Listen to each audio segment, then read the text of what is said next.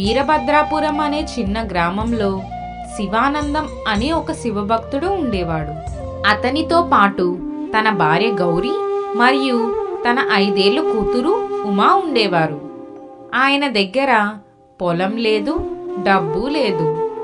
ఉన్నదంతా ఒక చిన్న ఇల్లు, శివుడు మీద నమ్మకం. ప్రతిరోజు ఉదయాన్నే గుడికి వెళ్ళి విభూదిని ధరిస్తాడు. శివశివ అనకుండా ఒక్క అడుగు కూడా వేసేవాడు కాదు. రోజువారీ ఉపాధి కోసం తన చుట్టూ ఉన్న ప్రాంతంలో కూలి పనులు చేస్తూ ఉండేవాడు.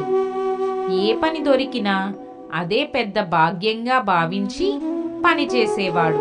వీధులు, మురికి కాలవలు, ఇల్లు, పశువులను శుభ్రం చేయడం ఇలాంటి పనులన్నీ చేసేవాడు. ఊరంతా అసహ్యించుకునే మురికి పనులు చేస్తూ వాటితోనే కొద్దిగా డబ్బులు సంపాదించుకునేవాడు. వాటితోనే సర్దుకుపోతూ జీవిస్తూ ఉండేవారు.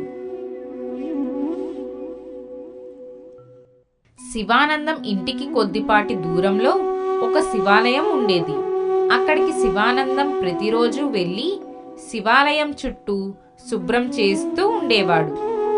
దానికి ప్రతిఫలంగా ఆ గుడి పూజారి ఎంతో కొంత డబ్బులు ఇస్తూ ఉండేవారు. తినడానికి ఏమీ లేకపోతే ఉప్పు నీళ్లు తాగేవారు.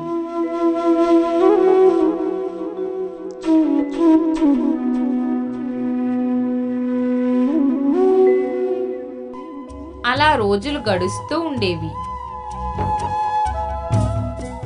వరుసగా 4 రోజులు శివానందానికి పని దొరకక గుడివైపు వెళ్తుంటే ఆ గుడి పూజారి పిలిచి శివానందానికి ప్రసాదంగా మిఠాయి ఇచ్చాడు.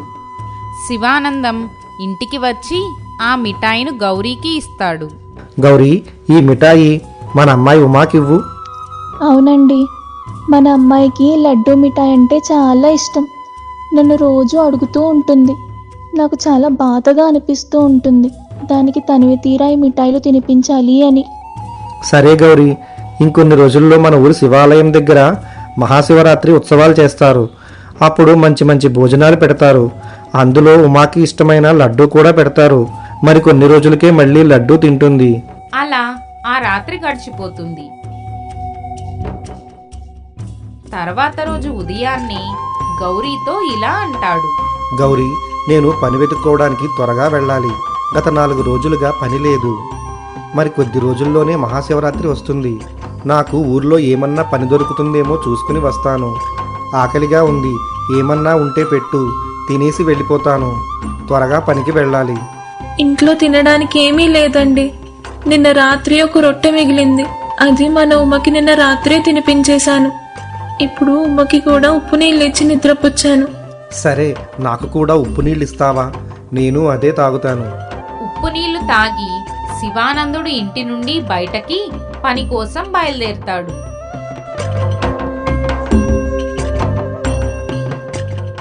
ఆ రోజు శివానందానికి శివాలయం చుట్టూ ప్రాంతాలలో శుభ్రపరిచే పని దొరికింది. మహాశివరాత్రి రాబోతుంది కాబట్టి మందిరం చుట్టూ ప్రాంతాలను శుభ్రంగా చేసి అలంకరించవలసి ఉంది. ఈసారి శివాలయంలో చాలా ఘనంగా అన్నదానం చేయబోతున్నారు. ఆ రోజు శివానందుడు 300 రూపాయలు సంపాదించాడు. పని ముగించుకుని శివానందుడు ఇంటికి వెళ్తూ గుడి బయట నుంచి నమస్కరించి భక్తితో శివుణ్ణి ఇలా ప్రార్థిస్తాడు. నీ గుడిలో చేసే అన్నదానంలో నా బిడ్డ కోరుకున్నట్టు తనకు నచ్చిన మిఠాయిలు ఉండేలా చూడు తండ్రి. మహాశివరాత్రికి ఈ మురికి బట్టలతో నేను నీ గుడికి రాలేను. నువ్వే మా ఇంటికి రా. నీతో పాటు శివరాత్రి చేసుకుంటాము. ఒక్కసారి మా ఇంటికి రావయ్యా శివయ్య. ఆ అమాయక భక్తుడి అతి సున్నితమైన కోరికను విన్నట్టుగా ఆ గుడి గంట మోగుతుంది. శివానందం అలసటతో ఇంటికి నడుస్తున్నాడు. దారిలో ఒక కిరాణా దుకాణం వద్ద ఆగి 100 రూపాయలతో ఇంట్లోకి కావలసిన కొన్ని కిరాణా సరుకులు కొంటాడు. మిగిలిన 200 రూపాయలు తన వద్దే ఉంచుకుంటాడు. రహదారి పక్కన ముళ్ళ పొదల్లోంచి ఒక మూలుగు వినిపిస్తుంది. అమ్మా, ఆకలి ఆకలి. ఎవరది? ఆ శబ్దం ఎక్కడిది? పొదల్లోకి చూసి నిశ్చేష్టుడయ్యాడు. అక్కడ ఒక వృద్ధుడు కుష్టి వ్యాధితో రక్తం ఒడుతూ పడి ఉన్నాడు. శరీరం నిండా పుండ్లు, దుర్వాసన భరించలేనట్లుగా ఉంది. తాత, ఏమైంది తాత? నువ్వు ఇక్కడికి ఎలా వచ్చావు? నీ ఇల్లు ఎక్కడుంది? నువ్వు చెప్పు, నేను నీ ఇంటికి తీసుకెళ్తాను. నాయనా, ఆకలి, ప్రాణం పోతోంది. నా కన్నబిడ్డలే నన్ను అసహ్యించుకొని ఇక్కడ విసిరి పారేసిపోయారు. ఎవరూ లేరు బాబు నాకు. ఆ శివయ్య నన్ను పిలిచేదాకా ఇక్కడే చావాలి. ఆ మాటలు విని శివానందానికి కళ్ళలో నీళ్లు తిరిగాయి. తాత, అలా అనకు. నీకు ఇప్పుడే నా ఇంటి దగ్గర అన్నం పెట్టిస్తాను. ఆ శంకరుడే నిన్ను నా దగ్గరికి పంపాడు. నువ్వు అనాథవి కాదు. పద, నా భుజాల మీద ఎక్కు.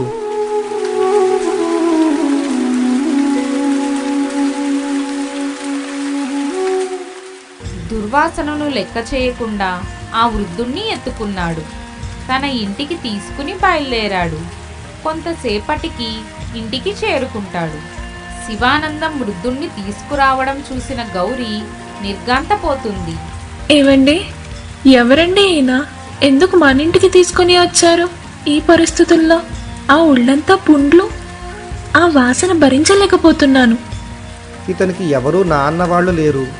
పాపం కన్న కొడుకు కూతురులే వద్దనుకున్నారు. పాపం ఆకలితో బాధపడుతున్నారు. అందుకే మన ఇంటికి తీసుకువచ్చాను గౌరీ.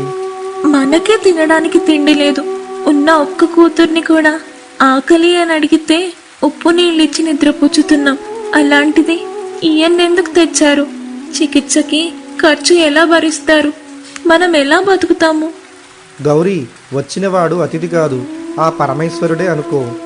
నేను తినే తిండి తగ్గించుకుంటాను, కానీ ఇతని ఆకలి తీరుస్తాను. ఈయన శరీరానికి రోగం ఉండొచ్చు, కానీ ఆ ప్రాణం శివయ్యదే కదా. ఇదిగో, ఈరోజు కూలీ డబ్బులు 300 రూపాయలు వచ్చాయి. ఇదిగో 100 రూపాయలతో ఇంట్లోకి కావలసిన సరుకులు తెచ్చాను. ముందు వంట చేసి ఇతనికి భోజనం పెట్టు. మిగిలిన 200 రూపాయలతో ఈ తాతకి మందులు తెస్తాను.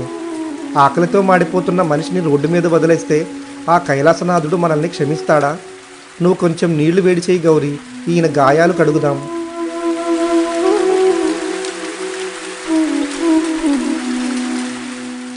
ఆ వృద్ధుడి గాయాలు తడిగుడ్డతో కడిగి తర్వాత భోజనం పెడతారు.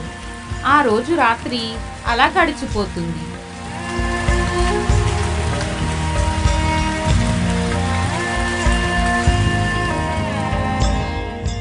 తర్వాత రోజు ఉదయాన్నే శివానందం మరలా ఆ వృద్ధుణ్ణి మోసుకుని ఆ ఊరి ఆసుపత్రికి తీసుకుని వెళ్తాడు. అయ్యా, ఈయన ప్రాణాలను కాపాడండి. ఈయన ఒళ్ళంతా పుండ్లు పడిపోయి ఉన్నారు. ఇతనికి సేవ చేయడం చాలా కష్టం శివానందం. మందులు కూడా చాలా ఖరీదైనవి. నువ్వు రోజు కూలీ చేసేవాడివి. ఇది నీ వల్ల అవుతుందా? నా వల్ల ఏముందయ్యగారు, అంతా పైవాడి దయ. నా కడుపు నిండకపోయినా పర్వాలేదు. ఈయన నొప్పి తగ్గితే చాలు. ఇదిగోండి నా దగ్గర మొత్తం డబ్బులు. ఈయన చికిత్సకు మందులు ఇవ్వండి. తప్పకుండా ఈయన చికిత్సకు మందులు ఇస్తాను. నీ మంచితనం నిన్ను ఎక్కడికో తీసుకుపోతుంది శివానందం అని చెప్పి ఆ వైద్యుడు కొన్ని మందుల్ని ఇస్తాడు. శివానందం తన దగ్గరున్న ప్రతి పైసాను మందులకే ఖర్చు చేసి ఆ వృద్ధుణ్ణి మోసుకుని తిరిగి ఇంటికి వెళ్ళిపోతాడు.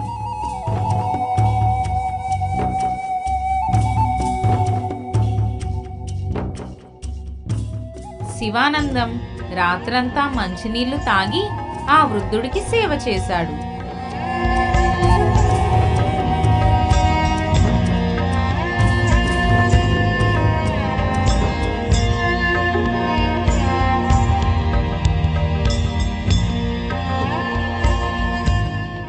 ఆ రోజు రాత్రి గౌరీ ఇలా అంటుంది. రోజు ఇంత ఖరీదైన మందులు ఎక్కడి నుంచి తెస్తాము? నీకే పని దొరకడం కష్టంగా ఉంది. మనం ఎలా భరించగలం? మన వంతు ప్రయత్నం మనం చేస్తే ఆ సదాశివుడు ఏదో రకంగా సర్దుబాటు చేస్తాడు. నువ్వేం భయపడకు గౌరీ. అలా ఆ రోజు రాత్రి గడిచిపోతుంది. సంపాదించిన 300 ఖర్చు అయిపోయాయి.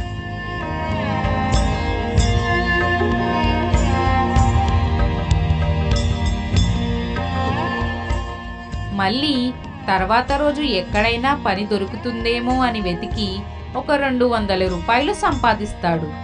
తర్వాత రోజు మొత్తం ఆ 200 మరలా ఆ వృద్ధుడి మందులకే ఖర్చు చేస్తాడు.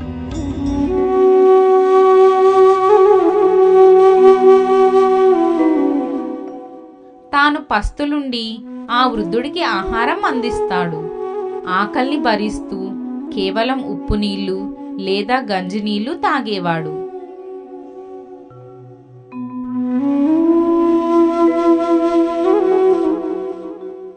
అలా 3 రోజులు గడిచిపోతాయి. శివానందం బాగా నీరసించిపోతాడు. అయినా తర్వాత రోజు మహాశివరాత్రి పండుగ ఉందని పనిలోకి వెళ్తాడు. ఆ రోజు మొత్తానికి కేవలం 300 రూపాయలు సంపాదిస్తాడు. అందులో మరలా 200 ఆ వృద్ధుడి మందులకే ఖర్చు చేస్తాడు. తిరిగి రాత్రికి ఇంటికి వెళ్తాడు. అప్పుడు ఆ వృద్ధుడు చాలా నీరసంగా ఇలా అంటాడు. నాయనా శివానందం, రేపు మహాశివరాత్రి పండుగ కదా, కొంతమందికైనా అన్నదానం చెయ్యాలని ఉంది. నా ఆఖరి కోరిక తీరుస్తావా? అది విని శివానందం మనసులో ఇలా అనుకున్నాడు. ఇంట్లో గుప్పెడు బియ్యం కూడా లేవు. నేను అన్నదానం ఎలా చేయగలను? నా దగ్గర మిగిలి ఉంది కేవలం 100 రూపాయలు మాత్రమే. వీటితో కనీసం పట్టుమని 10 మందికి కూడా అన్నదానం చేయలేను. కానీ శివానందం ఆ వృద్ధుణ్ణి చూస్తూ నవ్వాడు. నీ కోరిక ఖచ్చితంగా తీరుతుంది తాత. నా స్తోమత కొద్దీ నా వంతు ప్రయత్నం నేను చేస్తాను. నీ కోరిక తీరుస్తాను తాత. ఇంకా ఆపై నేను నమ్ముకున్న నా పరమేశ్వరుడిదే భారం.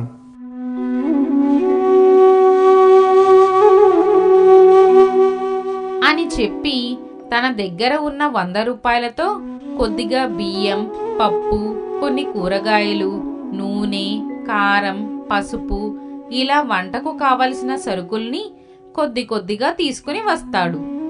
3 రోజులుగా ఏమీ తినకపోవడంతో చాలా నీరసించిపోతాడు.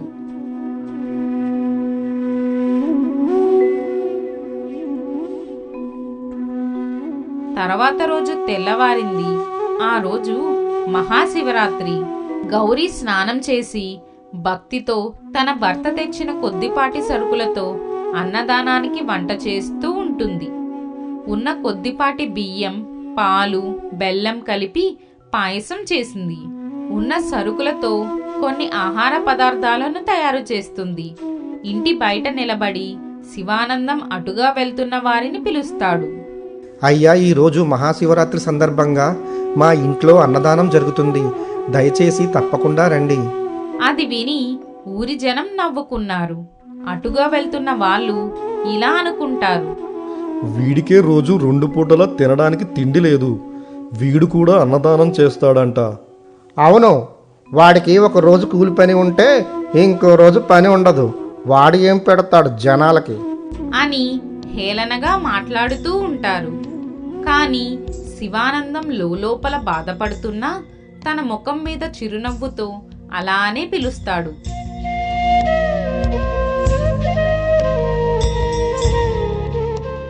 కానీ కొంతమంది ఆకలితో వచ్చారు. గౌరీ వారికి వడ్డిస్తుంది. శివానందం ఆనందంగా చూస్తున్నాడు. అందరూ అమృతంలా ఉంది అని తిని వెళ్తున్నారు. తనకున్న స్థాయిలో కొంతమందికి తృప్తిగా అన్నదానం చేయగలిగాడు శివానందం. తన భార్య గౌరీ కానీ శివానందం కానీ ఒక్క ముద్ద కూడా తినలేదు.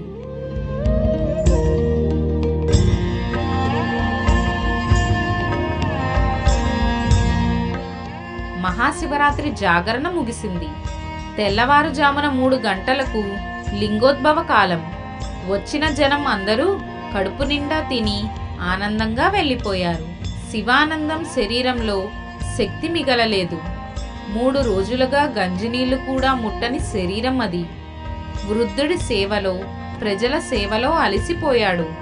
అతని శరీరం పూర్తిగా సహకరించడం మానేసింది. శివానందం నెమ్మదిగా మోకాళ్ళ మీద పాకుతూ ఆ వృద్ధుడి దగ్గరకు వెళ్ళాడు.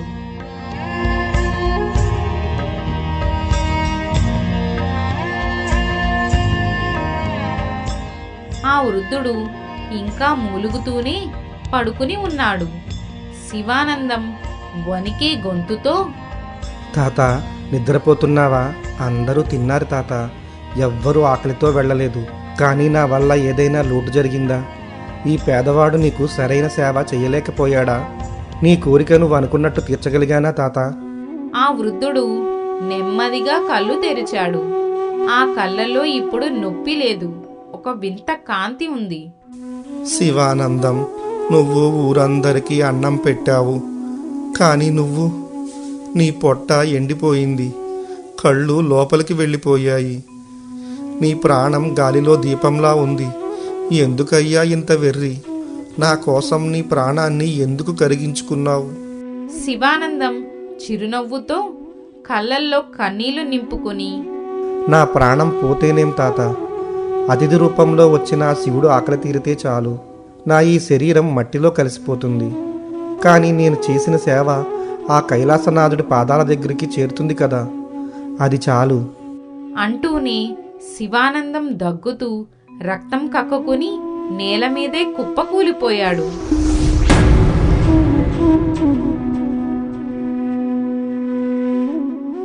గౌరీ భయంతో ఏమండి అని గట్టిగా అరిచి పరుగున వచ్చి అతన్ని ఒడిలోకి తీసుకుంది. శివానందం ఊపిరి తీసుకోవడానికి కూడా కష్టపడుతున్నాడు. అతని చూపు మసకబారిపోతుంది. గౌరీ, ఏడవకు, సమయం ఆసన్నమైంది. ఆ ముసలి తాతను జాగ్రత్తగా చూసుకో అని చివరి మాటగా చెప్పబోయాడు. అప్పుడే ఒక అద్భుతం జరిగింది.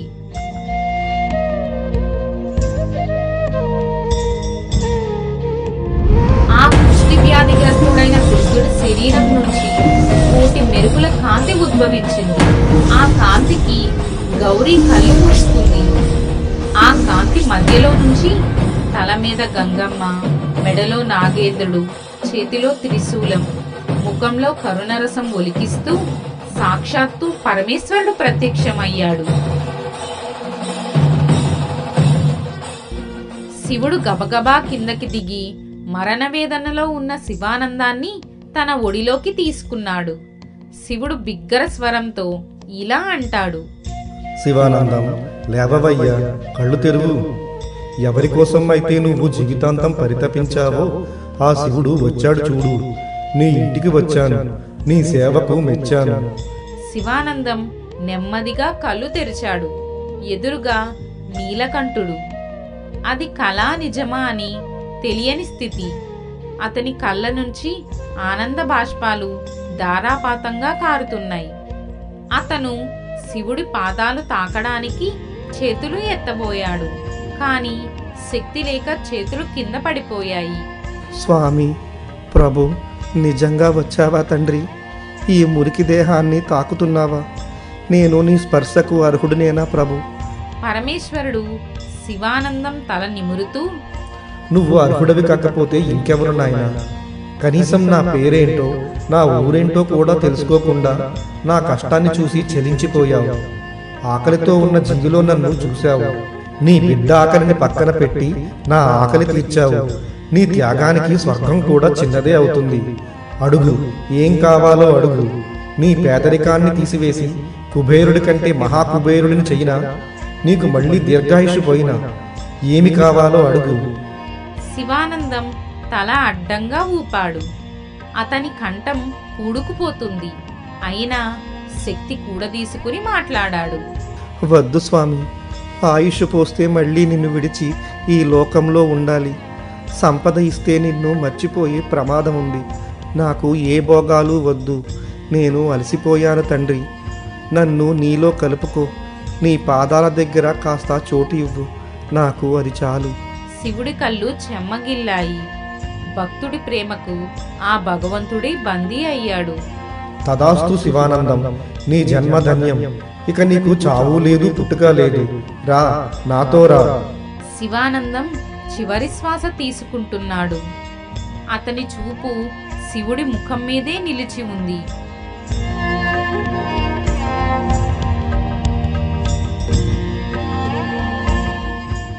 గౌరీ, ఉమా ఆ దృశ్యాన్ని చూస్తూ మైమర్చిపోయి చేతుల్ని జోడించి నిలబడ్డారు. శివానందం పెదవులు కదిలాయి. గొంతులో నుంచి అతి కష్టం మీద మాటలు వస్తున్నాయి. శివ, ఓం నమః శివాయ, ఓం నమః శివాయ, శివా శివా శివా. ఆ చివరి శివ అనే మాటతో పాటు అతని ప్రాణవాయువు ఆ పరమేశ్వరుడిలో కలిసిపోయింది. శివానందం తల పక్కకు వాలిపోయింది. కానీ అతని ముఖంలో ఒక చిరునవ్వు, శాంతి మిగిలి ఉన్నాయి. పరమేశ్వరుడు ఆ మృతదేహాన్ని నేల మీద పడుకోబెట్టలేదు. ఆత్మరూపంలో ఉన్న శివానందాన్ని హత్తుకున్నాడు. ఆకాశం నుంచి పూలవాన కురిసింది.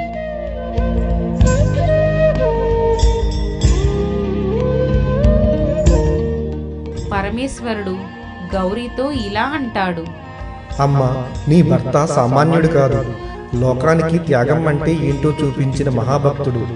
ఇతని కథ యుగయుగాలు నిలిచి ఉంటుంది. ఈ ఇల్లు ఒక ఇల్లు కాదు, ఇది నా దేవాలయం అంటూ శివుడు అంతర్ధానమయ్యాడు.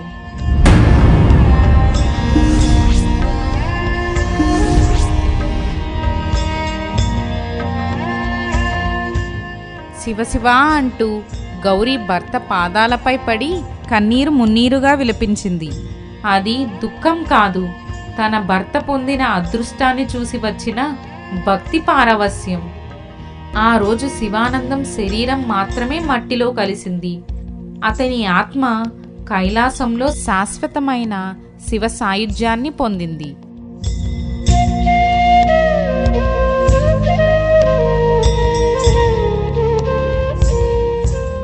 గుడిలోని లింగానికి చేసే అభిషేకం కన్నా ఆకలితో అలమటించే జీవికి పట్టడు అన్నం పెట్టడమే పరమేశ్వరుడికి అత్యంత ప్రీతికరం. తన ప్రాణాన్ని పణంగా పెట్టి ఆకలిని జయించిన శివానందం కథ మానవ సేవే మాధవ సేవ అని నిరూపిస్తుంది. సిరి సంపదలు కాదు, నిష్కలమైన భక్తి, నిస్వార్థమైన సేవ మాత్రమే ఆ కైలాసనాథుణ్ణి కలిగిస్తాయి. ఆయుష్ను కాదని శివ సాయుధ్యాన్ని కోరుకున్న శివానందం జన్మ ధన్యం. ప్రాణం పోయి క్షణంలో కూడా పరులహితం కోరిన త్యాగధనుడి పాదాలకు నమస్కరిస్తూ హరహర మహాదేవ శంభో శంకర. అతిథి రూపంలో వచ్చిన వారి ఆకలి తీర్చడం కోసం తన ఆఖరి శ్వాసను కూడా శివార్పణం చేసిన మహనీయుడు శివానందం. దేవుడు గుడిలోనే కాదు, తోటి మనిషిలో కూడా ఉంటాడని చాటి చెప్పిన ఈ కథ మనందరికీ ఆదర్శం. రాతి విగ్రహానికి పాలతో అభిషేకం చేస్తే పుణ్యం వస్తుందేమో, కానీ ఆకలితో ఉన్న మనిషికి పట్టెడు అన్నం, గుక్కెడి నీళ్లు ఇస్తే సాక్షాత్తు ఆ దేవుడే దిగి వస్తాడని నిరూపించాడు శివానందం. తన ఆకలిని దిగమింగి ప్రాణాన్ని నైవేద్యంగా పెట్టిన గొప్ప భక్తుడిని చూసి కైలాసనాథుడు కళ్ళు కూడా చెమ్మగిల్లాయి. భక్తి అంటే కోరికలు కోరుకోవడం కాదు, తనను తాను అర్పించుకోవడం. జేబులో కోట్లు ఉన్నవాడు ధనవంతుడు కాదు, ఆకలితో ఉన్నవాడికి తన వంతు ముద్దను త్యాగం చేసేవాడే నిజమైన శ్రీమంతుడు. శివానందం పేదవాడిగా పుట్టి ఉండవచ్చు, కానీ శివుడి ఒడిలో ప్రాణం వదిలి ఈ లోకంలోనే అత్యంత ఐశ్వర్యవంతుడిగా వెళ్ళిపోయాడు. మనిషిని ప్రేమించడమే మాధవుని పూజించడం. గుడిలోని దీపం గాలికి ఆరిపోవచ్చు, కానీ తోటి మనిషి ఆకలి తీర్చినప్పుడు వెలిగే ఆనందజ్యోతి ఎప్పటికీ ఆరిపోదు. ప్రాణం పోయి చివరి క్షణంలో కూడా శివ అని పలికిన గొంతు మూగబోలేదు. అది కైలాసంలో ప్రతిధ్వనిస్తుంది. తన కడుపు కాలుతున్నా ఎదుటివాడి ఆకలి తీర్చాడు. చివరికి ఆకలి మంటల్లోని తన ప్రాణాన్ని ఆ శివయ్యకు హారతిగా ఇచ్చేశాడు. ఇంతకంటే గొప్ప పూజ ఉంటుందా? ఇంతకంటే గొప్ప మోక్షం ఉంటుందా? నమః పార్వతీపతయే హర హర మహాదేవ శంభో శంకర. ఈ కథ మీకు నచ్చినట్టయితే ఓం నమః శివాయ అని ఒక చిన్న కామెంట్ చేయండి. ఈ వీడియో లైక్ చేయండి, షేర్ చేయండి, హైప్ చేయడం మర్చిపోకండి. తిరుపతి కొండ కింద ఉన్న చంద్రగిరి గ్రామంలో రామయ్య అనే ఒక నిరుపేద రిక్షా కార్మికుడు ఉండేవాడు. పూట గడవని పేదరికం వాళ్ళది. ఇంట్లో వయసు పైబడి కంటి చూపు కోల్పోయి మంచాన పడ్డ తల్లి రమణమ్మ. రామయ్య భార్య లక్ష్మి నిండు గర్భవతి. తినడానికి సరైన తిండి లేకపోయినా లక్ష్మికి ఆ ఏడుకొండలవాడంటే ప్రాణం. ఆ ఇంటి ఏకైక ఆశాకిరణం ఆ వెంకన్నపై లక్ష్మికి ఉన్న అపారమైన భక్తి మాత్రమే. అలా ఒకరోజు రామయ్య తల్లి రమణమ్మ ఏడుస్తూ వణుకుతున్న స్వరంతో, నాయనా రామయ్య, ఈ ముసలి ప్రాణం ఎలాగోలా పోయినా పర్లేదురా. కానీ కడుపులో బిడ్డను పెట్టుకుని నీ భార్య పస్తులుండటం ఈ తల్లి కళ్ళు చూడలేకపోతున్నాయిరా. ఆ గర్భవతి ఆకలితో నీరసించిపోతుంటే నా కడుపు తరుక్కుపోతుందిరా నాయనా. రామయ్య నిస్సహాయంగా కన్నీళ్లు తుడుచుకుంటూ, ఏం చేయనమ్మా, కాళ్ళు అరిగేలా రిక్షా లాగినా ఒక్క కాసు కూడా పుట్టట్లేదమ్మా. ఆ ఏడుకొండలవాడు మనల్ని ఎందుకు ఇంతలా ఆకలి మంటల్లో కాలుస్తున్నాడో నాకైతే అర్థం కావడం లేదమ్మా. వీరి మాటలు వింటూ అక్కడే ఉన్న లక్ష్మి కడుపు నిమురుకుంటూ తన భర్తకు ధైర్యం చెప్తూ ఇలా అంటుంది. ఏవండి, అలా అనకండి. ఆ స్వామి దయ ఉంటే మన కన్నీళ్లు కూడా అమృతమవుతాయి. మనం పస్తులున్నా సరే నా కడుపులో ఉన్న బిడ్డకు ఆ గోవిందుడి నామమే కడుపు నింపుతోంది. ఆయన దయ ఎప్పటికైనా మనల్ని కాపాడుతుందండి.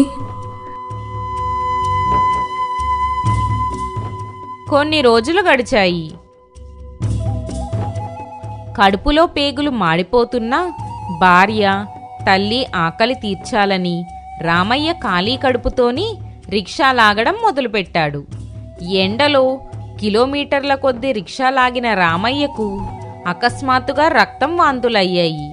ఊపిరితిత్తులు చిట్లిపోయి కుప్పకూలిపోయాడు. ఊళ్ళో ఉన్న నాటు వైద్యుడు చూసి చేతులెత్తేశాడు. అమ్మా లక్ష్మి, ఖాళీ కడుపుతో బరువులు లాగి లాగి నీ భర్త ఊపిరితిత్తులు పగిలిపోయాయి. ఇతను బతకడం చాలా కష్టం. వెంటనే పెద్ద ఆసుపత్రికి తీసుకువెళ్ళకపోతే ప్రాణాలు గాల్లో కలిసిపోతాయి తల్లి. ఆ మాట వినగానే లక్ష్మి గుండె పగిలిపోయింది. ఇంట్లో పూట గడవడానికే దిక్కులేదు. ఇక పెద్ద ఆసుపత్రికి వెళ్లే స్తోమత ఎక్కడిది? పిచ్చి పట్టిన దానిలా వెంకన్న గుడికి పరిగెత్తుతుంది. స్వామివారి ధ్వజస్తంభం పట్టుకుని కన్నీరు మున్నీరుగా ఏడ్చింది. లక్ష్మి గుండెలు బాదుకుంటూ ఆక్రోశంతో, ఓ శ్రీనివాస, ఏడుకొండలవాడా, నా మాంగల్యం మీద నీకు కొంచెం కూడా జాలి కలగడం లేదా తండ్రి? పుట్టకముందే నా బిడ్డను అనాథను చేస్తావా? నేను చేసిన పాపమేంటయ్యా? నీ గుడి ప్రాంగణం మూర్చడమా? నా భర్త ప్రాణాలు నిలబెట్టు గోవిందా. కావాలంటే నా ప్రాణాలు తీసి ఆయనకు పోయవయ్యా ప్రభు. ఆమె రోదన చూసి చెలించిపోయిన ఆ ఆలయం పూజారి తన దగ్గరున్న కొద్దిపాటి డబ్బులు ఇచ్చి సరుకులు కొనుక్కోమని పంపాడు. ఆ సరుకులతో 2 రోజులు గడిచాయి. మళ్ళీ ఇంట్లో గింజలేదు. రామయ్య మంచం మీద చావు బతుకుల మధ్య కొట్టుమిట్టాడుతున్నాడు. భార్య, తల్లి ఆకలితో అలమటిస్తుంటే చూడలేకపోయాడు. రామయ్య దగ్గుతూ రక్తం కక్కుతూనే మంచం దిగుతూ, లక్ష్మి, నన్ను వదిలేయ్, నా వల్ల కాదు. నా కళ్ళ ముందే నా తల్లి, నా బిడ్డ, నా భార్య ఆకలితో చచ్చిపోతుంటే నేను ఈ మంచం మీద పడుకోలేను. నేను వెళ్తాను, వెళ్ళి రిక్షా లాగుతాను, లేదంటే మీరు ఆకలితో చనిపోతారు అంటూ కింద పడిపోయాడు. లక్ష్మి ఏడుస్తూ భర్తను గుండెలకేసి హత్తుకుని, వద్దండి, నా మీద పుట్టబోయే మన బిడ్డ మీద ఒట్టు. మీరు లేవద్దు. ప్రాణాలు పోతున్న మిమ్మల్ని నేను పంపను. ఇవాళ ఈ రిక్షా నేను తొక్కుతాను. ఆ వెంకన్న సాక్షిగా నేను వెళ్ళి డబ్బులు తెస్తాను. మీరు నా ప్రాణంతో సమానం.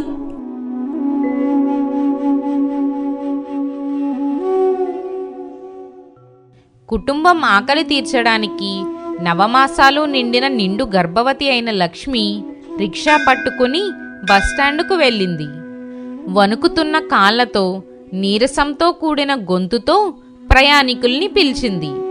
కాని ఆమె స్థితి చూసి ఏ ఒక్కరూ ఆ రిక్షా ఎక్కలేదు. అయ్యో తల్లి, కడుపుతో ఉన్న ఆడదానివి. నిన్ను రిక్షా లాగించి అందులో మేం కూర్చుంటే ఆ దేవుడు కూడా మమ్మల్ని క్షమించడు. మాకు మహాపాపం చుట్టుకుంటుంది. మేము రాలేము. లక్ష్మి కన్నీళ్లు కారుస్తూ ఆకాశం వైపు చూస్తూ, వెంకన్న, ఇదెక్కడి ఘోరమైన పరీక్ష తండ్రి. పని చేసి నా కుటుంబాన్ని పోషించుకుంటానన్నా ఎవ్వరూ రాని రాత రాసావా? నా భర్త ప్రాణాలు గాల్లో దీపంలా ఉన్నాయి. కడుపులో బిడ్డ ఆకలితో తన్నుకుంటోంది. ఈ గర్భవతి కన్నీళ్ళు నీకు కనిపించడం లేదా స్వామి? ఇక నాకు దిక్కెవరు తండ్రి? లక్ష్మి అలా రోదిస్తుండగా అచ్చం వెంకటేశ్వర స్వామి వేషధారణలో నుదుటున నామాలు, మెడలో పూలమాలలతో ఉన్న ఒక 18 ఏళ్ల ఒక యువకుడు చిరునవ్వుతో ఆమె దగ్గరకు వచ్చాడు. ఏమమ్మా, ఎవరూ నీ రిక్షా ఎక్కట్లేదని ఏడుస్తున్నావా? నేను ఎక్కుతానులే. నన్ను కొండ కింద అలిపిరి దగ్గర వదిలేస్తావా? లక్ష్మి ఆశ్చర్యంగా ఏడుపు ఆపుకుంటూ, నీ రూపం చూస్తుంటే అచ్చా ఏడుకొండలవాడిలాగే ఉన్నావు బాబు. ఏదైనా నాటకంలో వేషం కట్టావా? సరేలే, కూర్చో బాబు, తీసుకెళ్తాను. ఎంత ఇవ్వమంటావమ్మా? నీకు తోచినంత ఇవ్వండి, మరేం పర్వాలేదు. సరే, నా దగ్గర 10 రూపాయలున్నాయి, అవి నీకు ఇస్తాను. సరే, ఎక్కి కూర్చోండి.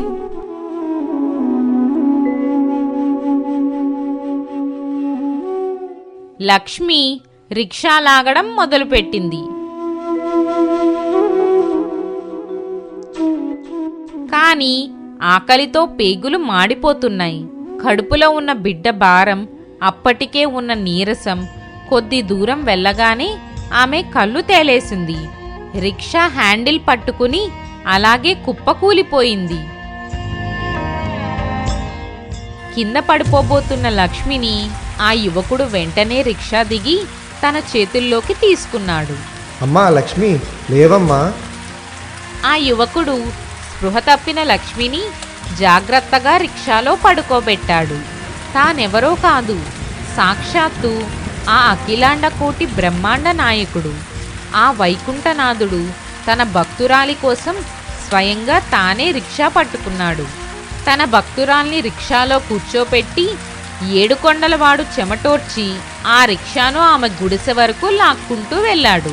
రిక్షా ఇంటికి చేరుకోగానే ఆ పూరి గుడిసె ఒక్కసారిగా కోటి సూర్యుల కాంతితో దివ్యమైన వెలుగులతో నిండిపోయింది. ఆ వెలుగులు సోకగానే మంచం మీద చావు బతుకుల్లో ఉన్న రామయ్య సంపూర్ణ ఆరోగ్యవంతుడై లేచి కూర్చున్నాడు. వృద్ధురాలైన రమణమ్మకు కంటి చూపు తిరిగి వచ్చింది. లక్ష్మికి స్పృహ వచ్చి కళ్ళు తెరిచింది. తన ఎదురుగా అప్పటిదాకా బాలుడిలా ఉన్నవాడు సాక్షాత్తు శంకు చక్రాలు ధరించి శ్రీదేవి భూదేవి సమేతంగా దివ్య మంగళ రూపంలో ప్రకాశిస్తున్న శ్రీ వెంకటేశ్వర స్వామి.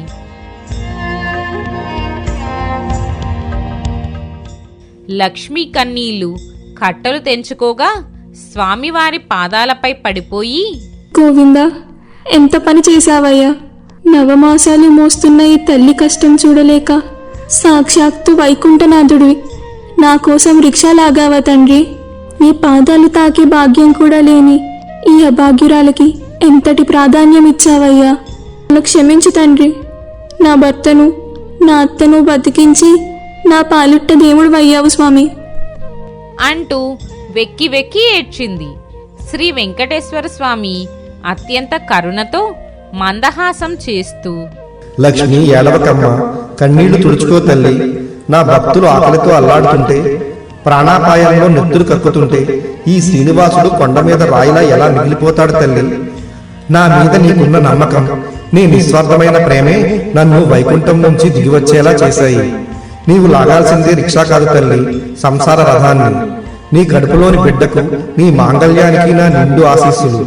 ఇక మీ కష్టాలు తీరిపోతాయి. మీ ఇంట్లో సిరి సంపదలకు లోటు ఉండదు. ఇకపై ఆనందంగా జీవించండి అని అభయమిస్తూ ఆ ఆపదమొక్కులవాడు అంతర్ధానమయ్యాడు. ఆ స్వామివారు అంతర్ధానమైన తర్వాత ఆ ప్రాంతమంతా ఇంకా పచ్చకర్పూరం వాసన, తులసిమాల పరిమళం అలాగే ఉన్నాయి. లక్ష్మి తన భర్తను, అత్తమ్మను చూసి గట్టిగా హత్తుకుని ఏడ్చింది. ఆ ఏడుపులో బాధ లేదు, సాక్షాత్తు దైవమే తన కోసం దిగివచ్చాడన్న కృతజ్ఞత ఉంది. రండి, చూసారా, లోకమంతా మనల్ని ద్వేషించినా ఆ ఏడుకొండలవాడు మాత్రం మనల్ని వదలట్లేదు. గర్భవతినైన నా కోసం ఆ వైకుంఠనాథుడు తన సుకుమారమైన చేతులతో మన రిక్షా తొక్కాడంటే మనం ఎంతటి అదృష్టవంతులమండి. స్వామి కరుణ ముందు ఈ సంపద, ఈ సుఖాలు ఎంతపాటివి. రామయ్య కళ్ళు తుడుచుకుంటూ, నిజమే లక్ష్మి, భగవంతుడు ఉన్నతమైన బంగారు గోపురాల్లోనే కాదు, నీలాంటి నిస్వార్థమైన భక్తురాలి కన్నీటి చుక్కల్లో కూడా ఉంటాడని ఈ రోజు నాకు అర్థమైంది. ఆ స్వామి మనకు ప్రాణభిక్ష పెట్టాడు. ఇకపై మన జీవితం ఆ వెంకటేశ్వరుడికే అంకితం. ఆ క్షణం నుంచే రామయ్య కుటుంబంలో కష్టాలు శాశ్వతంగా తీరిపోయాయి. ఆ వెంకన్న దయతో వాళ్ళు జీవితాంతం సుఖ సంతోషాలతో ఏ లోటు లేకుండా జీవించారు. భక్తికి భగవంతుడు ఎప్పుడూ దాసుడే అని లోకానికి చాటి చెప్పాడు. నిజమైన భక్తికి, నిస్వార్థమైన ప్రేమకు ఆ భగవంతుడు ఎప్పుడూ దాసుడే. ఈ లోకం మనల్ని అనాథులుగా చూసినా, పేదరికంతో ఉన్నామని చిన్నచూపు చూసినా, ఆ ఏడుకొండలవాడి దృష్టిలో మాత్రం మనమంతా ఆయన ముద్దుబిడ్డలమే. గుండె నిండా నమ్మకంతో ఆర్తిగా గోవిందా అని పిలిస్తే చాలు, ఆ వైకుంఠనాథుడు తన పట్టు పీతాంబరాలను పక్కన పెట్టి మన కన్నీళ్లు తొడవడానికి ఒక సామాన్యుడిలా దిగి వస్తాడు. నవమాసాలు మోస్తున్న ఒక నిరుపేద గర్భవతి ఆకలి బాధను చూడలేక ఈ సృష్టిని నడిపించే ఆ సృష్టికర్త స్వయంగా చెమటోడ్చి రిక్షా లాగాడంటే ఆ దేవుడికి తన భక్తుల మీద ఉన్న ప్రేమ ఎంతటిదో మనం అర్థం చేసుకోవచ్చు. ఆ స్వామికి కావాల్సింది కోట్లు విలువ చేసే కానుకలు కాదు, కల్మషం లేని ఒక కన్నీటి ప్రార్థన. భగవంతుడు ధనవంతుల సొత్తు కాదు, పేదవాడి ఆర్తనాదానికి దొరికే అతిపెద్ద అభయం. మీ జీవితంలో కూడా కష్టాలు కడలిలా ముంచెత్తుతున్నాయని, ఏ దిక్కు లేదని ఎప్పుడు కృంగిపోకండి. చీకటి ఎంత దట్టంగా ఉంటే వెలుగు అంత తొందరగా వస్తుందని గుర్తుంచుకోండి. మీరు రాల్చే ప్రతి కన్నీటి బొట్టుకు ఆ శ్రీనివాసుడి దగ్గర లెక్క ఉంటుంది. మీ భారమంతా ఆయన మీద వేసి ధర్మంగా నిలబడితే మీ కష్టాల బరువును మోయడానికి, మీ జీవితపు రిక్షాను లాగడానికి ఆయన ఏదో ఒక రూపంలో తప్పక వస్తాడు. ఆపదలో ఉన్నప్పుడు మనుషులు చెయ్యి వదిలేస్తారేమో కానీ ఆ ఆపద మొక్కుల వాడు ఎప్పటికీ మిమ్మల్ని వదలడు. నమ్మకంతో అడుగు వేయండి. ఆ శ్రీనివాసుడి అభయహస్తం ఎల్లప్పుడూ మీ వెంటే ఉంటుంది. గోవిందా శ్రీనివాస. నిజమైన భక్తికి, నిస్వార్థమైన ప్రేమకు భగవంతుడు ఎప్పుడూ దాసుడే. మనం ఆపదలో ఉండి గుండె నిండా నమ్మకంతో గోవిందా అని పిలిస్తే ఆ స్వామి మన కష్టాల రిక్షాను మోయడానికి సామాన్యుడిలా అయినా సరే దిగి వస్తాడు. భగవంతుడు ధనవంతుల ఆస్తి కాదు, అది పేదవాడి ఆర్తనాదానికి లభించే అభయం. ఈ కథ మీకు నచ్చినట్టయితే ఓం నమో వెంకటేశాయ అని ఒక చిన్న కామెంట్ చేయండి. అలాగే ఈ వీడియోని తప్పకుండా హైప్ చేయండి, లైక్ చేయండి, షేర్ చేయండి. మా ఛానల్ను సబ్స్క్రైబ్ చేసుకోండి. గోదావరి తీరాన ఉన్న ఒక చిన్న గ్రామం నాగులపాడు. అక్కడ ఒక మధ్యతరగతి కుటుంబం. ఆ కుటుంబంలో ఒక సుబ్రహ్మణ్యేశ్వర స్వామి భక్తురాలు. ఆమె పేరు రాధ. ఆమె భర్త రామయ్య అదే ఊర్లో వ్యవసాయం చేస్తూ ఉండేవాడు. 10 సంవత్సరాల వివాహ జీవితం వారిది. కానీ ఇంట్లో బొమ్మల చప్పుళ్ళు లేవు. ఆ ఇంటి ఆవరణలో చిన్న పాదాల ముద్రలు లేవు. ఆమె ఒడిలో ఒక చిన్న జీవం లేదు.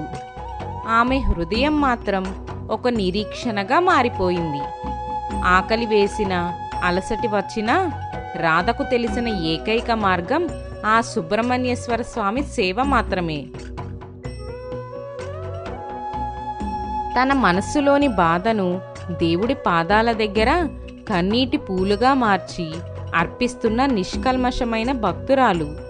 అలా ఒకరోజు రాధ దీపం వెలిగిస్తూ నిశ్శబ్దంగా దేవుడి ముందు కూర్చుంది. కంటతడి ఆపుకుంటూ, స్వామి, నేను ఏ తప్పు చేశానో నాకు తెలీదు. అమ్మా అని పిలిచే ఒక చిన్న స్వరం నా జీవితంలో వినిపించదా? నా ఒడిలో ఒక పసిబిడ్డను పెట్టే వరం నాకు దక్కదా స్వామి? 10 ఏళ్ళు, సరిగ్గా 10 ఏళ్ళు గడిచిపోయాయి. ఇంట్లో ఇంకా పసిపాప అడుగులు పడలేదు. ఆ తులసి కోట సాక్షిగా ఎన్ని ప్రదక్షిణాలు చేశానో, ఆ సుబ్రహ్మణ్యేశ్వరుడి పుట్ట దగ్గర ఎన్ని కన్నీళ్లు కార్చానో ఆ స్వామికే ఎరుక. నా వల్ల నా భర్తకు వంశోద్ధారకుడు లేకుండా పోతాడా? నా కడుపు పండని భూమిలా ఎందుకు మారిపోయింది? రాధా, ఎంతకాలం ఇలా ఏడుస్తావు? ఆ సుబ్రహ్మణ్యేశ్వరుడు మన రాత ఇలాగే రాశాడేమో. నీ కన్నీళ్లు చూసి నా గుండె తరుక్కుపోతుంది. మనం వైద్యుడి దగ్గరికి వెళ్ళాం, చివరికి మందులు కూడా వాడాం. పిల్లలు పుట్టకపోయినా పర్వాలేదు, కానీ ఆ దేవుడు నాకు తల్లి మనసును ఎందుకు ఇచ్చాడు? రోడ్డు మీద ఆడుకునే ఏ పసికందును చూసినా నా ప్రాణం ఎందుకు విలవిలలాడిపోతోంది? నా స్వామికి నా గోడు ఎందుకు వినపడడం లేదు? ఈ ఇల్లు పెద్దదిగా అనిపించడం లేదు, ఖాళీగా అనిపిస్తోంది. అలా బాధపడుతున్న రాధకు ధైర్యం చెప్తూ రామయ్య ఇలా అంటాడు. రాధా, ఇప్పుడు ఎందుకు ఇలా బాధపడుతున్నావు? నేను బాధపడుతున్నానని నీకు ఏమన్నా చెప్పానా? నువ్వేమీ బాధపడకు. మన ఇంట్లో సంపదకు లోటు లేదు, గౌరవానికి లోటు లేదు. ఎందుకు ఇలా కుమిలిపోతావు? ఏవండి, సంపదలు ఉంటే ఏం లాభం? ఈ ఇంటి దీపాన్ని వెలిగించే వారసుడు లేని ఈ బతుకు ఒక ఎడారి లాంటిదే కదా. రేపు మన వృద్ధాప్యంలో మనకు నీళ్ళిచ్చే చెయ్యేది, మనం పోయాక మన పేరు తలుచుకునే గొంతేది. నా కడుపు పండలేదని నేను ఏడవడం లేదు. నా స్వామికి సేవ చేసే ఒక భక్తుణ్ణి ఈ లోకానికి ఇవ్వలేకపోయానని ఏడుస్తున్నాను. విధిని మనం మార్చలేం రాధా. ఆ సుబ్రహ్మణ్యేశ్వరుడే నీ కన్నీళ్లు తుడవాలి. రాధా, నిన్నటి నుంచి ఏమీ తినకుండా ఉపవాసాలతో ఈ దేహాన్ని ఎందుకు కరిగించుకుంటున్నావు? దేవుడికి అలంకారం బాగానే చేస్తున్నావు, కానీ నీ కళ్ళలో కన్నీళ్లు ఆరడం లేదని ఆ దేవుడు ఎందుకు గ్రహించడం లేదు? ఈ దేహం ఎలాగో ఎందుకు పనికిరాకుండా పోయింది. కనీసం ఆ దేవుడి సేవలో కరిగిపోతే నాకు అదే చాలు. ఒక తల్లిగా మారే అదృష్టం లేకపోయినా ఆయన చెంత ఇలా పూజలు చేసుకునే భాగ్యం ఇస్తే అదే 10,000. అలా రోజులు గడుస్తూ ఉంటాయి. ఒకరోజు ఊరిలో సుబ్రహ్మణ్యేశ్వర స్వామి షష్ఠి వేడుకలు జరుగుతున్నాయి. రాధ కొత్త చీర కట్టుకుని పూజా సామాగ్రితో గుడికి వెళ్తుంది. ఊరి రచ్చబండ దగ్గర కొందరు మహిళలు పట్టు చీర కట్టుకుని మాట్లాడుకుంటూ ఉంటారు. రాధ అటుగా వెళ్తూ వాళ్ళ మాటలు వింటుంది. చూసావా, మా అత్తగారు నాకు ఇచ్చిన ఈ పచ్చల హారం నా కొడుక్కి పెళ్ళైన తర్వాత మా కోడలికి ఇద్దామనుకుంటున్నాను. మన తర్వాత ఈ వంశం, ఈ ఇల్లు, ఈ నగలు అన్నీ వాళ్ళే కదా చూసుకోవాల్సింది. మనకంటూ ఒక వారసుడు ఉన్నాడన్న ధైర్యమే వేరు. ఓయ్ రాధా, ఆగాగు. ఈరోజు మా కోడలు పసిపిల్లాడిని తీసుకొని మొదటిసారి గుడికొస్తుంది. నువ్వెదురొస్తే అపశకునం అని అందరూ అనుకుంటున్నారు. కనీసం ఇలాంటి పండుగ రోజుల్లో అయినా నువ్వు ఇంట్లోనే ఉండొచ్చు కదా. నీ నీడ పడితే దోషమని పెద్దలు చెబుతుంటే వినవా? ఆ మాటలు వినగానే రాధ అడుగులు ఆగిపోతాయి. ఆమె గుండెలో ఏదో పొడిచినట్లు అవుతుంది. కళ్ళు వెంటనే నీటితో నిండిపోతాయి. చేతిలో ఉన్న పూలబొట్టను గట్టిగా పట్టుకుని, శేషమ్మ, నేను మనిషినే కదా. నా కడుపు పండలేదని నన్నిలా పరాయిదానిలా చూస్తారా? నాకు మనసుంటుంది, నాకు కూడా కన్నీళ్ళొస్తాయి. ఆ స్వామిని దర్శించుకునే హక్కు కూడా నాకు లేదా? అలా బాధపడుతూ కన్నీళ్లతో తలదించుకుని పుట్ట దగ్గరకు పరిగెడుతుంది. సుబ్రహ్మణ్య, బ్రహ్మరాతను సైతం మార్చే శక్తి నీకుందన్నారు కదా స్వామి. నువ్వు నా నుదిటి రాతను మార్చు, నాకు సంతానాన్నివ్వు.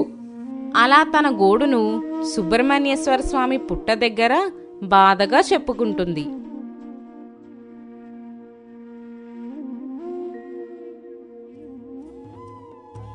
రెండు మూడు రోజులు గడుస్తాయి. ఒకరోజు రామయ్య పొలానికి వెళ్లే దారిలో ఊరి రచ్చబండ దగ్గర ఆగుతాడు. అక్కడ ఊరి పెద్దలు కూర్చుని ఉంటారు. అక్కడే ఆ ఊరి పెద్ద వెంకటాచలం కూడా ఉంటాడు. అతనికి బాగా పట్టింపులు, మూఢనమ్మకాలు చాలా ఎక్కువ. ప్రతి విషయాన్ని మూఢనమ్మకంతో ముడిపెట్టేవాడు. ఏమయ్యా రామయ్య, నీ వయసు ముదిరిపోతుంది. నీ ఆస్తిపాస్తులు, ఈ పొలాలు రేపు ఎవరి పాలవుతాయి? నీ తండ్రి చనిపోతూ నీ చేతిలో పెట్టిన ఈ వంశగౌరవం నీతోనే అంతమైపోవాలా? రాధకు సంతాన ప్రాప్తి లేదని తేలిపోయింది కదా, ఇంకెందుకు ఆలస్యం? నా మేనకోడలు ఉంది, నా మాట విని రెండో పెళ్లి చేసుకో, నీ వంశం నిలబడుతుంది. వెంకటాచలం గారు, ఆస్తి ముఖ్యం కాదు, అనుబంధం ముఖ్యం. రాధ నా అర్ధాంగి. ఆమె కడుపు పండలేదంటే అది ఆమె తప్పు కాదు, నా తలరాత. ఇంకొకరిని తెచ్చి ఆమె కళ్ళల్లో నీళ్లు చూడలేను. భగవంతుడు ఇస్తే ఇస్తాడు, లేదంటే ఈ వంశం నాతోనే ముగుస్తుంది. రామయ్య లోపలే కుమిలిపోతాడు. రాత్రి ఇంటికి వెళ్ళేటప్పుడు దారిలో ఉన్న సుబ్రహ్మణ్యేశ్వర స్వామి పుట్ట ముందు నిలబడి, స్వామి, ఊరి జనం అనే మాటలకి నేను తలదించుకోవచ్చు, కానీ నా భార్య పడే నరకం నేను చూడలేకపోతున్నాను తండ్రి.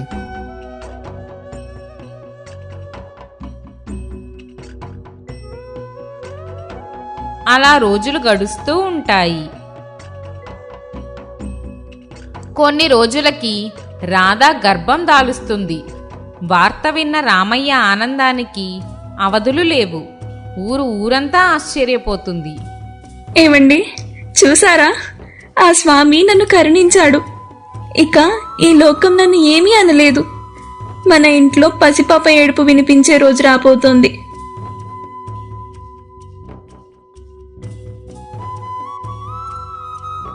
రాధ సుబ్రహ్మణ్యేశ్వర స్వామి పుట్ట దగ్గరికి వెళ్తూ దారిలో ఉన్న శేషమ్మ మరికొంతమంది ఆడవాళ్లతో ఇలా అంటుంది. శేషమ్మ, ఇన్నాళ్ళు మీరెన్ని మాటలన్నా పడ్డాను. ఇకపై నన్ను ఒక్క మాట కూడా అనలేరు. అన్నా నేను వింటూ ఊరుకోను. నేనిప్పుడు 4 నెలల గర్భవతిని అని పొంగిపోతూ వెళ్ళిపోతుంది. అలా సంతోషంగా 2 నెలలు గడిచిపోయాయి. రాధ 6వ నెల గర్భవతి. ఒకరోజు సుబ్రహ్మణ్యేశ్వర స్వామి పుట్ట దగ్గరికి వెళ్తూ దారిలో కాలికి రాయి తగిలి కింద పడిపోతుంది. రామయ్య వైద్యుణ్ణి పిలుచుకుని వస్తాడు. రామయ్య, చాలా దారుణం జరిగింది. గర్భంలోని పిండం లోపలే చనిపోయింది. రాధ ప్రాణాలను కాపాడడమే కష్టమైంది. ఈ దెబ్బ వల్ల ఆమె గర్భాశయం దెబ్బతింది. ఇక ఆమె జీవితంలో ఎప్పటికీ తల్లి కాలేదు. ఇది దైవ నిర్ణయం. రాధ స్పృహలోకి వచ్చాక తన కడుపు ఖాళీగా ఉండటం చూసి రాధ గుండె పగిలే రోదనతో ఆ ఊరి ఆకాశం కూడా చిన్నబోయింది. 6 నెలల గర్భం, లోపల కదులుతున్న ప్రాణం ఒకే ఒక్క క్షణంలో శూన్యమైపోయింది. వైద్యుడు చెప్పిన మాటలు రాధ చెవిలో సీసం పోసినట్లు ఉన్నాయి. ఇక ఎప్పటికీ తల్లి కాలేవు అన్న మాట ఆమె పాలిట మరణ శాసనంలా మారింది. రామయ్య పరిస్థితి వర్ణాతీతం. ఒక పక్క భార్య ప్రాణాపాయంలో ఉంది, మరొక పక్క చేతికి అంది వచ్చిన వారసుడు మట్టిలో కలిసిపోయాడు. రాధ పిచ్చిదానిలా నవ్వుతూ ఏడుస్తుంది. రాధ బిగ్గరగా అరుస్తూ, స్వామి, ఎందుకు ఈ నాటకం? ఎండమావిని చూపి దాహం తీర్చుకోమంటున్నావా? ఇచ్చి లాక్కోవడానికి నేనే దొరికానా?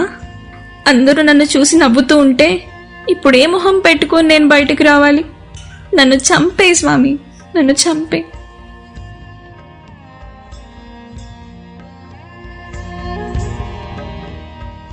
రాధ ఇంకా ఎవరికీ ముఖం చూపించలేక ఇంటి గడప దాటడం మానేస్తుంది. చీకటి గదిలోనే మగ్గిపోతుంది. కొద్ది రోజులు గడిచాక రాధ కోలుకుంది, కానీ ఆమె మనసు మాత్రం గాయపడిన పక్షిలా విలవిలలాడుతుంది. బయటకు వస్తే చాలు శేషమ్మ వంటి వారు దెప్పి పొడవటం ప్రారంభించారు. చూసారా, పాపం పుణ్యం ఎక్కడికి పోతాయి? ఆ దేవుడే ఇచ్చి లాగేసుకున్నాడు అంటే వీళ్ళ వంశంలో ఏదో తీరని దోషం ఉందన్నమాట. అసలు ఆ అపశకునం మొహం చూస్తేనే కార్యాలు చెడిపోతాయి. ఈ మాటలు రామయ్య చెవిన పడ్డాయి. పొలానికి వెళ్తే తోటి రైతులు కూడా, రామయ్య, ఇంకెందుకు ఈ ఆశలు? ఆ వెంకటాచలం చెప్పినట్టు రెండో పెళ్లి చేసుకోకపోయావా? నీ ఆస్తి అంతా పరాయి పాలైపోతుంటే చూస్తూ ఎలా ఊరుకుంటావు? అని సూటిపోటి మాటలతో పొడిచేవారు. రామయ్య రాత్రిపూట పశువుల పాకలో కూర్చుని ఒంటరిగా ఆకాశం వైపు చూస్తూ కన్నీరు కార్చేవాడు. స్వామి, నా భార్యను లోకం నిందిస్తుంటే పడలేకపోతున్నాను. ఆమెకు గర్భం పోయిన బాధ కంటే ఈ ఊరి ప్రజల మాటల బాధ ఎక్కువగా ఉంది. మమ్మల్ని ఎందుకింతలా పరీక్షిస్తున్నావు?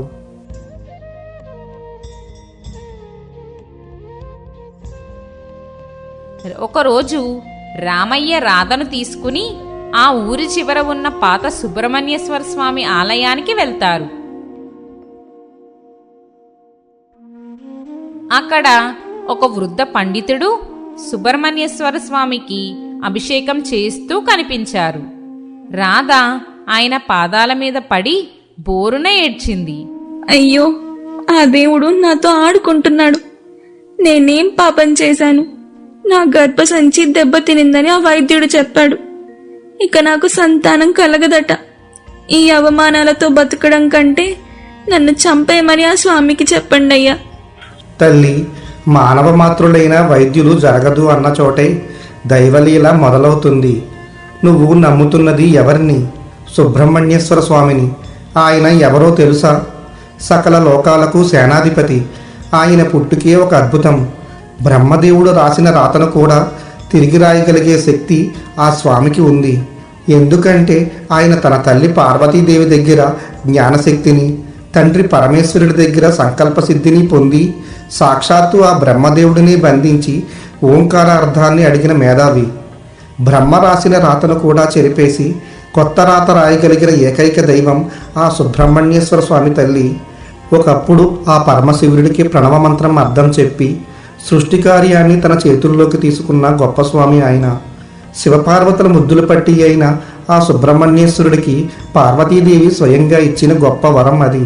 నీ భక్తుల రాతను మార్చే శక్తి నీకు మాత్రమే ఉంటుంది నాయన అని జగన్మాత కార్తికేయుడికి వరం ఇచ్చింది. పిలిస్తే పలికే దైవం ఆయన. నువ్వు ఆయన్ని మొక్కుతున్నావు అంటే బ్రహ్మరాతను మార్చగలిగే పరమాత్మను మొక్కుతున్నావని అర్థం. ఆయన మీద విశ్వాసంతో అడుగు, నీ రాతను ఖచ్చితంగా మారుస్తాడు. కానీ వైద్యులు చెప్పిన ప్రకారం రాధకు ఇక సంతానం కలిగే అవకాశం లేదని చెప్పారు కదా స్వామి. రామయ్య, విజ్ఞాన శాస్త్రం ముగిసిన చోట ఆధ్యాత్మిక శక్తి మొదలవుతుంది. ఆ సుబ్రహ్మణ్యేశ్వర స్వామికి అసాధ్యమైనది ఏదీ లేదు. మీ భక్తిలో నిష్కల్మషం ఉంటే ఆ పుట్టలో ఉన్న స్వామి కరిగి తీరుతాడు. ఎలాంటి సర్పదోషమైనా, ఎవరు రాసిన విధిరాత అయినా ఆయన కటాక్షం ముందు దిగదుడిపే. మీరు 41 రోజులు కఠినమైన సుబ్రహ్మణ్య షష్ఠి నియమం పాటించి ఆ స్వామిని శరణు వేడండి. మీ కన్నీళ్లే ఆయనకు అభిషేకం కావాలి. అలాగే స్వామి, మీరు చెప్పిన విధంగా చేస్తాము. ఆ మాటలు వినగానే రాధ కళ్ళలో ఒక కొత్త వెలుగు, అనంతమైన ధైర్యం కనిపిస్తాయి. చేతులు జోడించి సుబ్రహ్మణ్యేశ్వర స్వామి వైపు చూస్తుంది. రాధా రామయ్యలు ఆ రోజే నిశ్చయించుకున్నారు. లోకం ఏమన్నా పట్టించుకోలేదు. రాధ ప్రతిరోజు తెల్లవారుజామునే లేచి చన్నీటి స్నానం చేసి తడి బట్టలతో పుట్ట చుట్టూ ప్రదక్షిణలు చేసేది. మోకాళ్ళు అరిగిపోయినా, కళ్ళు వాచిపోయినా ఆమె మౌనంగా ఓం శరవణభవ అని జపిస్తూనే ఉన్నారు. కానీ ఊరి జనం వదలలేదు. చూడండి, గర్భసంచి లేని దానికి సంతానం కావాలట. దేవుడిని కూడా మోసం చేయాలని చూస్తుంది అని ఏడిపించేవారు. అలా 40 రోజులు గడిచిపోయాయి. వర్షం ఉధృతంగా పడుతుంది. సుబ్రహ్మణ్యేశ్వర స్వామి పుట్ట ప్రాంగణంలోకి ఒక పేద బ్రాహ్మణుడు కర్ర సాయంతో వణుకుతూ వస్తాడు. ఆయన బట్టలు తడిసిపోయి ఉంటాయి. కళ్ళలో నీరసం, ముఖంలో ఆకలి బాధిస్తున్న ఛాయలు కనిపిస్తాయి. అమ్మా, ఆకలి, కడుపు కాలిపోతుంది తల్లి. ఈ వర్షంలో ప్రాణం పోయేలా ఉంది. ఎవరన్నా పుణ్యాత్ములు ఉన్నారా? రాధ చప్పున తన ఏడుపు ఆపి ఆయన దగ్గరకు వెళ్తుంది. దేవుడి అభిషేకం కోసం తెచ్చిన పాలను ఆయనకు ఇస్తుంది. అమ్మా, నువ్వు పిచ్చిదానిలా ఉన్నావు. నువ్వేమో వర్షంలో పూర్తిగా తడుస్తున్నావు. నీ కోరిక తీర్చమని ఆ దేవుడిని అడగకుండా ఒక ముసలివాడి ఆకలి తీరుస్తున్నావేంటి? ఇంత వర్షంలో ఆ రాతి విగ్రహానికి ఏమీ కాదు. కానీ నీ ప్రాణం పోతే ఆ దేవుడు వచ్చి నిన్ను బతికిస్తాడా? ఆ మాట అనకండి తాత. నా స్వామి రాయి కాదు, నా రాతను మార్చే తండ్రి. నా ప్రాణం పోయినా పర్వాలేదు, మీ ఆకలి తీరితే ఆ దేవుడి ఆకలి తీరినట్టే. హఠాత్తుగా ఆ పేద బ్రాహ్మణుడు అమ్మా అంటూ స్పృహ కోల్పోయినట్టు కింద పడిపోతాడు. రాధ కంగారు పడిపోతుంది. తాత, ఏమైంది తాత? కళ్ళు తెరవండి. రాధ వెంటనే స్వామి పుట్టవైపు తిరిగి 2 చేతులు ఎత్తి బిగ్గరగా ఆక్రోశంగా అరుస్తుంది. సుబ్రహ్మణ్య, ఆ బ్రహ్మ రాతను సైతం మార్చే శక్తి నీకుందన్నారు కదా స్వామి. నా గర్భం పండకపోయినా పర్వాలేదు తండ్రి. ఈ జీవితానికి నాకు వారసుడు లేకపోయినా నాకు ఎలాంటి బాధ లేదు. కానీ నా కళ్ళెదురకుండా ఈ గుడి ప్రాంగణంలో ఈ నిస్సహాయుడి ప్రాణాలు పోనిప్పకు తండ్రి. నా పుణ్యమంతా దారిపోస్తాను. నా ప్రాణం తీసుకునైనా ఈ తాత ప్రాణాలు కాపాడు స్వామి. ఆమె మాటలకు గాలివాన ఒక్క క్షణం ఆగిపోయి గాఢమైన నిశ్శబ్దం ఆవరిస్తుంది. కింద పడి ఉన్న బ్రాహ్మణుడు మెల్లగా కళ్ళు తెరిచి చిరునవ్వు నవ్వుతాడు.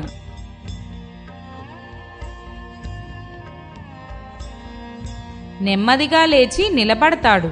గాలిలో అద్భుతమైన కర్పూర సుగంధం వ్యాపిస్తుంది. ఆయన చుట్టూ కోటి సూర్యుల వెలుగు ఆవరిస్తుంది. తాత, ఎవరు మీరు? బ్రాహ్మణుడి రూపం మాయమై దివ్యమైన నెమలి వాహనంపై 6 ముఖాల తేజస్సుతో చేతిలో వేలాయుధంతో సుబ్రహ్మణ్యేశ్వర స్వామి సాక్షాత్కరిస్తాడు. రాధా, లేతల్లి, నీ కన్నీటి చుక్క నా పాదాలను తాకింది. నీ కోసం కాకుండా ఒక అపరిచితుడి ప్రాణం కోసం నువ్వు పడిన వేదన చూసి నా హృదయం ద్రవించింది. రాధా, విధిరాధ అంటే ఏమిటో తెలుసా? మనిషి తన కర్మను అనుభవించడం. రాధా, నీ జాతకంలో సంతాన ప్రాప్తి లేదు. నీ గర్భం దెబ్బతినడం కూడా విధి నిర్ణయమే. కానీ నువ్వు కార్చిన ప్రతి కన్నీటి బొట్టు నా పాదాలను అభిషేకించింది. నీ నిశ్చలమైన భక్తి ఈ సృష్టి నియమాన్నే సవాలు చేసింది. జాతకాన్ని రాసే శక్తి నాకు ఉన్నప్పుడు దాన్ని మార్చే కరుణ కూడా నాకే ఉంది రాధా. నీ గర్భం మళ్ళీ చిగురిస్తుంది. బ్రహ్మదేవుడు నీ నుదుట ఏ రాత రాశాడో నాకు అనవసరం. నా భక్తురాలి కంట్లో కన్నీరు ఉంటే నేను చూస్తూ ఊరుకోను. సమాజం నిన్ను ఏమన్నా నేను నిన్ను అమ్మగా స్వీకరించాను. ఇదిగో ఈ క్షణమే నీ రాత మారుస్తున్నాను. నీ భక్తికి వారసుడిగా నా అంశతో నీకు గొప్ప సంతానం కలుగుతుంది. వాడు ఈ లోకానికి ధర్మాన్ని బోధించే మార్గదర్శి అవుతాడు. నీ కీర్తి దశ దిశలా వ్యాపింపజేస్తాడు. ఇది ఈ కార్తికేయుడి వరం. వెళ్ళండి, మీ భక్తి గెలిచింది.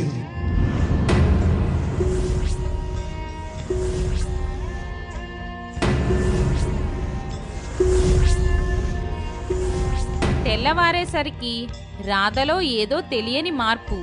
కొన్ని రోజుల తర్వాత ఆమెకు మళ్ళీ నీరసంగా అనిపించింది. రామయ్య భయపడుతూనే అదే వైద్యుడి దగ్గరికి తీసుకుని వెళ్తాడు. పరీక్ష చేసిన వైద్యుడి ముఖం తెల్లబోయింది. ఇది అసాధ్యం. వైద్య చరిత్రలోనే ఎప్పుడూ ఇలా జరగలేదు. ఇలా జరగడం నేను చూడలేదు. అసలు గర్భం దాల్చే అవకాశమే లేని చోట మళ్ళీ ప్రాణం పోసుకుంది. రాధా, నువ్వు గర్భవతివి. ఇది కేవలం దైవ సంకల్పం మాత్రమే. రాధ గర్భవతిగా ఉన్నప్పుడు ఆమెను నిందించిన వారందరూ ఆమె ఇంటి ముందు తల వంచుకుని నిలబడ్డారు. 9 నెలల తర్వాత సరిగ్గా సుబ్రహ్మణ్యేశ్వర స్వామి షష్ఠి రోజే రాధ ఒక పండంటి మగబిడ్డకు జన్మనిచ్చింది. బిడ్డ కళ్ళల్లో ఒక వింతైన తేజస్సు. ఆ ఊరి గుడిలో గంటలు వాటంతట అవే మోగాయి. రాధ తన బిడ్డను ఎత్తుకుని గుడికి వెళ్ళింది. వెనకాలే ఊరి జనమందరూ నడుస్తున్నారు. ఇప్పుడు రాధను చూసి ఎవ్వరూ అపశకునం అనలేదు. ఆమెను జగన్మాత స్వరూపంలా చూశారు.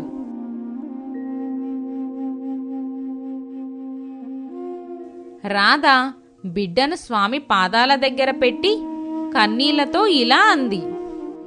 స్వామి, ఈ బిడ్డ నా వంశాన్ని ఉద్ధరించడానికి కాదు, నీ కరుణ ఎంత గొప్పదో ఈ లోకానికి చాటి చెప్పడానికి పుట్టాడు. బ్రహ్మరాతను మార్చిన నీ పాదాలకు నా జీవితం అంకితం.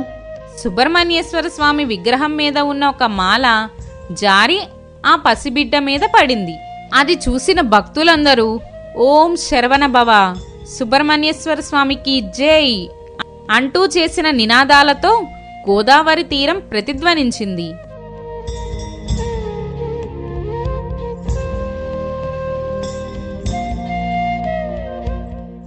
ఈ కథ కేవలం ఒకనాటి రాధారామయ్యల గాథ మాత్రమే కాదు.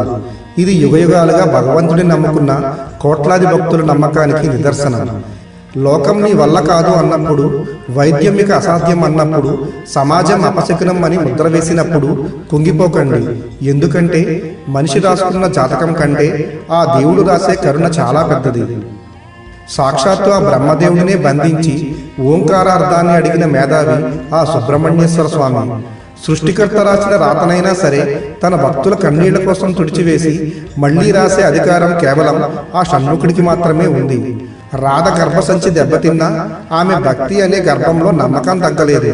అందుకే ఆ స్వామి విధిని సైతం ఎదిరించి ఆమెకు మాతృత్వాన్ని ప్రసాదించారు. వైద్యం విఫలమైన చోటే వేదం గెలుస్తుంది. మనుషులు ఓడిన చోట ఆ మహేశ్వరుడి పుత్రుడు గెలిపిస్తాడు. నీ నమ్మకం నీ కన్నీటి కంటే బలంగా ఉంటే ఆ బ్రహ్మదేవుడు కూడా తన రాతను మార్చుకోక తప్పదు. ఒక తల్లి పడే ఆవేదన ఆ తండ్రికి తెలియదా? ఒక తండ్రి పడే తపన ఆ కుమారస్వామికి చేరదా? నిశ్శబ్దంగా ఏడ్చే నీ కన్నీటి బొట్టు ఆ స్వామి పాదాల దగ్గర కోటి అర్చనలతో సమానం. నీవు నమ్మిన దైవం నిన్ను ఎప్పటికీ వదలడు. కాలం పరీక్షించవచ్చు, కానీ కరుణామయుడైన దేవుడు ఎప్పుడూ తన బిడ్డలను అనాథలుగా చేయడు. చిన్నతనం నుండి పిల్లలకి ఆ సుబ్రహ్మణ్యేశ్వర స్వామిని భక్తితో ఆరాధించడం అలవాటు చేయండి. సర్పదోషాలైనా, సంతానలేమి అయినా, మానసిక బాధలనైనా ఆ వేలాయుధాదారి ముందు దిగదుడిపే ఆయన నమ్మిన వారి జీవితం ఎన్నటికీ ఎడారి కాదు.